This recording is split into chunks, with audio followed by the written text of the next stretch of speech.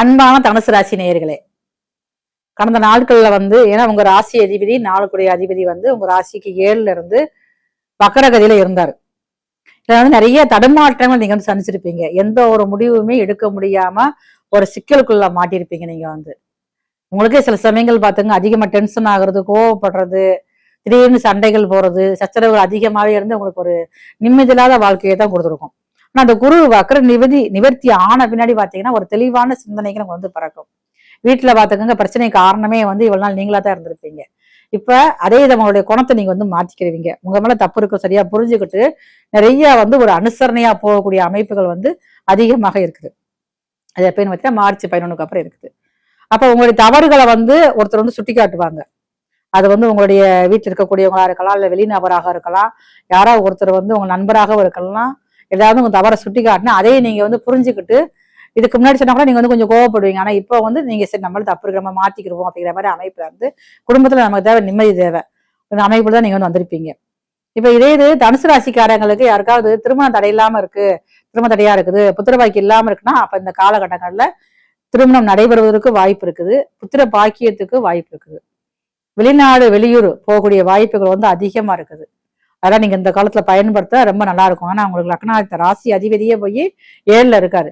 அப்படி 7ல இருக்கிறப்ப மிகவும் நல்ல வாய்ப்பா இருக்கனால நீங்க தொலைதூர பயணம், கடல் கடந்த பயணம் எல்லாம் நீங்க முயற்சி எடுத்தீங்கன்னா கண்டிப்பா நடக்கும். உங்களுக்கு புது வீடு கட்டி பால் காய்ச்சறதுக்கெல்லாம் வாய்ப்பு நல்லா இருக்கு. ஏன்னா கடந்த ஆண்டுகள்ல ஃபுல்லாவே பாத்துக்கோங்க, சனி 7ரை சனியோட காலங்கள், ராகுவோட பாதிப்பு எல்லாமே இருந்து இப்பதான் கொஞ்சம் கொஞ்சமா மீண்டு வாரீங்க. நீங்க அப்படி இருக்கிறதுனால இடம் வாங்கி போட்டிருக்க, எனக்கு வீடே இது வரைக்கும் கெட்டவே இல்லை, என் பேர்ல ஒரு சொத்து கூட இல்லை அப்படின்னு நினைச்சீங்கன்னா அப்ப அந்த 4 மாசம் சின்ன அளவுல சொத்து வாங்கக்கூடிய வாய்ப்பு இருக்குது.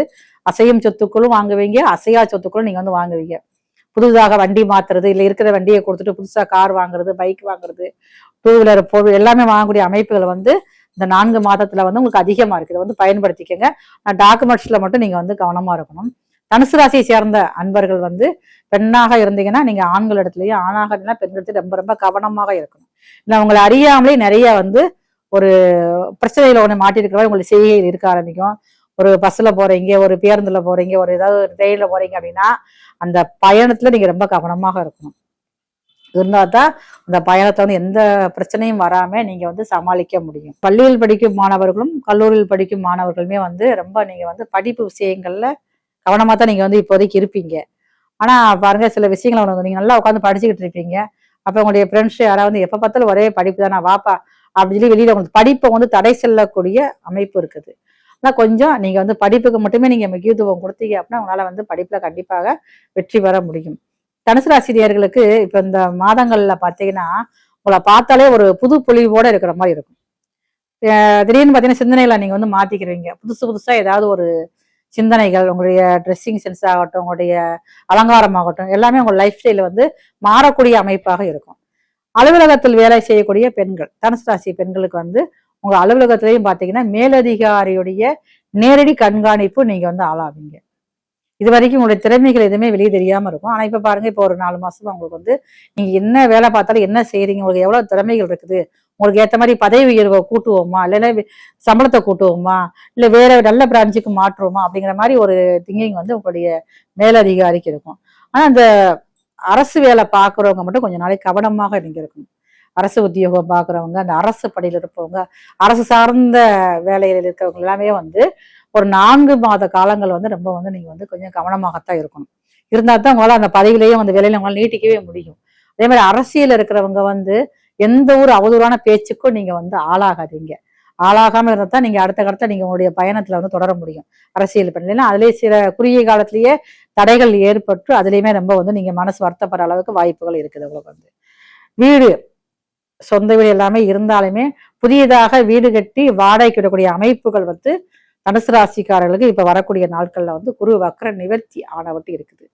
உங்களுக்கு குலதெய்வ வழிபாடு மிக மிக முக்கியமான ஒண்ணு. உங்களுக்கு உங்க ஊர்ல இருக்கக்கூடிய அன்னை காளிகாம்பாள், காளிகம்மன் கோவிலுக்கு சென்று ஞாயிற்றுக்கிழமை போங்க. ஞாயிற்றுக்கிழமை போய் அங்க போய் 4 to 6 ராகு காலம் சாயங்காலம் அந்த ராகு காலத்துல போய் அம்மனுக்கு சிவப்பு அரளிப்பூ மாலை வாங்கி கொடுத்து அம்மனுக்கு மாலை போட்டு 2 நெய் விளக்கு தீபம் ஏற்றி தொடர்ச்சியாக வழிபாடு செஞ்சுக்கிட்டே வாங்க. மிகவும் நல்ல முன்னேற்றம் கிடைக்கும். தனுசு ராசிக்காரங்க ஞாயிற்றுக்கிழமை அசைவ சாப்பிட்றத கொஞ்சம் நீங்க வந்து குறைச்சிட்டீங்கன்னா ரொம்ப ரொம்ப நல்ல அமைப்பாக உங்களுக்கு இருக்கும்.